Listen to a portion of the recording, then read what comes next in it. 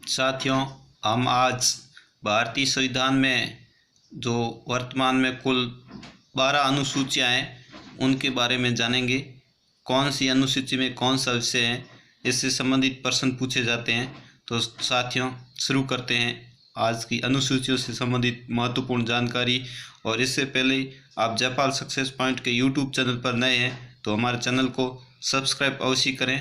तो शुरू करते हैं दोस्तों आज अनुसूचियों से संबंधित महत्वपूर्ण जानकारी।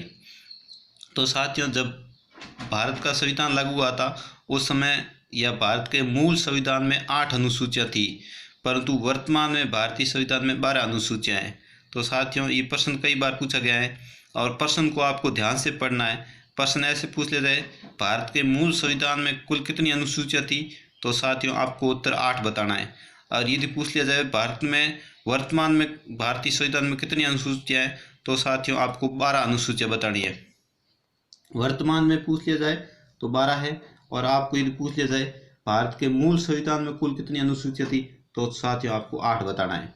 ये बहुत ही महत्वपूर्ण है। ये प्रश्न रेलवे में, एसएससी में, एमटीएस में, जीडी कांस्टेबल में संबंधित, इससे संबंधित इसके अलावा भी कई प्रश्न पूछे जाते हैं। तो साथियों आपको इसको बहुत ही ध्यान बारीक से प्रश्न को पढ़ना है, उसके बाद ही उत्तर देना है। यदि पूछ लिया जाए भारत के मूल संविधान में कुल कितनी अनुसूचियां थी, तो साथियों भारत के मूल संविधान में कुल 8 अनुसूचियां थी। और यदि पूछ लिया जाए भारत के वर्तमान में भारतीय संविधान में कितनी अनुसूचियां हैं, तो साथियों भारत में वर्तमान में 12 अनुसूचियां हैं। अब साथियों बढ़ते हैं, संविधान में 9वीं अनुसूची प्रथम संविधान संशोधन 1951 में लागू किया गया। उस समय 9वीं अनुसूची जोड़ी गई 1951 में। ये हो गई 9वीं अनुसूची 1951 में। फिर 10वीं अनुसूची 52वें संविधान संशोधन 1985 में जोड़ी गई। और अगली है 11वीं अनुसूची 73वें संविधान संशोधन 1992 में जोड़ी गई। और उसके बाद में 12वीं अनुसूची 74वें संविधान संशोधन द्वारा 1992 में सम्मिलित की गई। तो साथियों वर्तमान में 12 अनुसूचियां हैं और भारत के मूल संविधान में 8 अनुसूचियां थी। अब साथियों बढ़ते हैं अनुसूचियों की तरफ। कौन सी अनुसूची में कौन सा विषय संबंधित है, उससे संबंधित जानकारी देखते। अनुसूची पहली, साथियों अनुसूची पहली में भारत एक राज्यों का संघ होगा, ये विषय सम्मिलित है। तो अनुसूची पहली, भारत एक राज्यों का संघ होगा और राज्यों और संघ शासित प्रदेशों की सूची सम्मिलित है। तो अनुसूची 1 भारत राज्यों का संघ होगा, इससे संबंधित है। अब बढ़ते हैं साथियों दूसरी अनुसूची की तरफ। दूसरी अनुसूची है विशेष शक्तियों और राष्ट्रपति, राज्य के गवर्नर, राज्यसभा और लोकसभा, सुप्रीम कोर्ट और उच्च न्यायालय के न्यायाधीशों के उपभोक्ताओं के वेतन का निर्धारण है। जो महत्वपूर्ण पद हैं उनकी वेतन से संबंधित जानकारी है। अब बढ़ते हैं साथियों अगली अनुसूची की ओर। तीसरी अनुसूची है राष्ट्रपति और उपाध्यक्ष को छोड़कर सभी अधिकारियों के शपथ और वादे।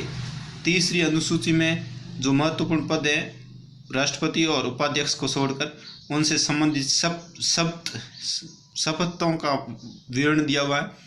चौथी अनुसूची है राज्य परिषद या राज्यसभा में सीटों का आवंटन। साथियों राज्यसभा में सीटों का आवंटन से संबंधित अनुसूची 4 में विवरण है। और वर्तमान में राज्यसभा की सीटें 245 है और साथियों अधिकतम 250 हो सकती है। और यदि लोकसभा की बात करें तो साथियों लोकसभा में वर्तमान में 545 सीटें हैं और अधिकतम 552 हो सकती है।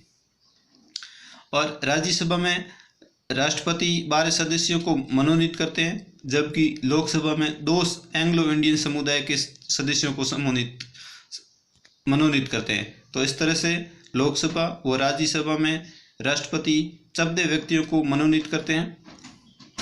अब बढ़ते हैं अगले अनुसूची की तरफ। 5वीं अनुसूची है अनुसूचित क्षेत्रों और जनजातियों के प्रशासन और नियंत्रण से संबंधित है।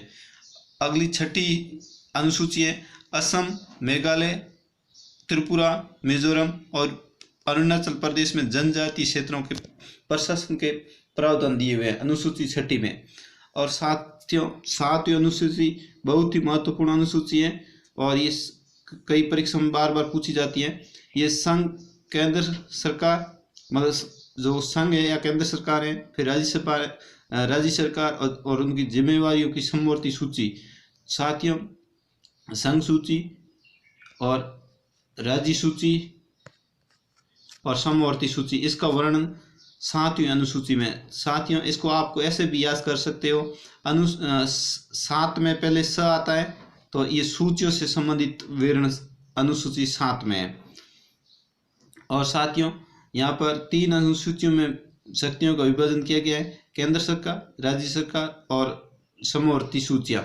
तो संघ सूची पर कानून बनाने का अधिकार केंद्र को रहेगा, राज्य सूची पर राज्य सरकार को, और समवर्ती सूचियों पर दोनों को ही कानून बनाने का अधिकार है। अब साथियों, बढ़ते हैं अगली अनुसूचियों की तरफ। अनुसूची 8 में भारत की आधिकारिक भाषाओं का विवरण दिया गया है। और साथियों, भारत की 8वीं अनुसूची में 22 भाषाएं वर्तमान में शामिल हैं। ये भी प्रश्न कई बार पूछा जाता है और ये भाषा से संबंधित है, बहुत ही महत्वपूर्ण है, आपको यही याद हो जानी चाहिए। 22 भाषाओं का वर्णन किया हुआ है अभी वर्तमान में 8वीं अनुसूची में। 9वीं अनुसूची है साथियों, भूमि कार्यकाल, भूमि कर, रेल उद्योग से संबंधित कार्य और आदेश शामिल है। 1951 में प्रथम संशोधन द्वारा जोड़ा गया। ये साथियों 9वीं अनुसूची आप ऐसे भी याद कर सकते हो, ये आदेश न्यायालय से संबंधित है, तो आप 9वीं अनुसूची न्यायालय से संबंधित है। अब बढ़ते हैं अगली अनुसूची 10वीं अनुसूची में संसद सदस्यों और राज्य विधान मंडलों के सदस्यों के लिए विरोधी दोष। तो साथियों, 10वीं अनुसूची दल बदल से संबंधित है, तो आप इसको ऐसे याद कर सकते हो, 10 में द पहले है और दल बदल में भी पहले द आता है, इसको ऐसे भी आप मिलाकर याद कर सकते हो। और साथियों, अब जो कोई भी सदस्य होते हैं जो दल बदल करते हैं, तो ये 10वीं अनुसूची उससे संबंधित है। अब बढ़ते हैं अगली अनुसूची 11वीं की तरफ। 11वीं अनुसूची पंचायती राज के प्रावधान से संबंधित है और ये तो आपको पता ही है साथियों, बहुत ही महत्वपूर्ण अनुसूची है 11वीं अनुसूची और 12वीं अनुसूची। और 12वीं अनुसूची नगर निगम के प्रावधान संबंधित हैं। तो साथियों, 11वीं अनुसूची है वो पंचायती राज से संबंधित है और 12वीं अनुसूची है वो नगर निकाय से संबंधित है। ये भी बहुत ही महत्वपूर्ण है। तो साथियों, आपको अनुसूची नंबर 8 याद हो जानी चाहिए, भाषा से संबंधित है, महत्वपूर्ण अनुसूचियाँ हैं, वो मैं आपको वापस बता रहा हूँ। उसके अलावा 9वीं अनुसूची न्यायालय से संबंधित है, ये भी आपको याद हो जानी चाहिए। 10वीं अनुसूची दल बदल से संबंधित है, ये भी आपको याद होनी चाहिए। और 11वीं 12वीं तो दोस्तों बहुत ही महत्वपूर्ण है, ये भी आपको याद हो जाना चाहिए। अनुसूची 11 पंचायती राज से संबंधित है और अनुसूची 12 नगर निकाय से संबंधित है। अब दोस्तों देखते हैं इसका प्रश्न अनुसूचियों का कैसा आता है। एक प्रश्न देखते हैं साथियों, ये प्रश्न आरएस भर्ती परीक्षा में पूछा गया था कि निम्नलिखित को सुमेलित करना है। सूची फर्स्ट को सूची सेकंड से मिलान करके कौन सा कुट सही है उसका ऑप्शन भरना था। तो साथियों, अभी हमने पढ़ा है चौथी अनुसूची। तो साथियों, चौथी अनुसूची राज्यसभा में विभिन्न राज्यों या केंद्र शासित प्रदेशों को सीटों के आकलन से संबंधित है। तो साथियों, 1 का मिलान हो जाएगा 4 से। साथियों, छठी अनुसूची के बारे में हमने जाना है कि जो पूर्वोत्तर के राज्य हैं उनके प्रशासन से संबंधित है, तो इसका ऑप्शन 5 से मिलान हो जाएगा। और साथियों, 7वीं अनुसूची हमने याद किया था, स से स मिला के संघ सूची, समवर्ती सूची और संघ सूची में जो राज्य सूची में विषय है उनसे संबंधित है। तो इसका साथियों मिलान हो जाएगा, सभी विषयों में 3 सूचियों में विभाजन किया हुआ है, तो इसका 2 से मिलान हो जाएगा। अगली 9वीं अनुसूची हमने न्यायालय से न मिला के याद किया था। तो साथियों, ये अपने इसका मिलान हो जाएगा, ये संबंधित जमींदार के संबंधित आदेश दिए थे, तो कानून से संबंधित ये हो गया आपके राज्य व्यवस्थापिका के भूमि सुधारों एवं जमींदारी उन्मूलन से संबंधित अधिनियम कानून से। और साथियों, तीसरी अनुसूची में थे, पहली में था भारत एक राज्यों का संघ होगा, दूसरे में जो महत्वपूर्ण पद है उनका वेतन, और तीसरी अनुसूची थी साथियों शपथ एवं घोषणाओं के प्रकार, तो इसको ए से मिलान हो जाएगा। तो साथियों, इस प्रकार से प्रश्न आता है। तो ए का मिलान हो जाएगा अपने 4 से, ऐसे मिला के आपको एक पुट कौन सा सही है वो बताना था। तो साथियों इस तरह से प्रश्न आते हैं। और इस तरह से आपको हमारा वीडियो अच्छा लगा हुआ तो लाइक करना और शेयर करना ना भूलें। Thanks for watching. जय हिंद, जय भारत।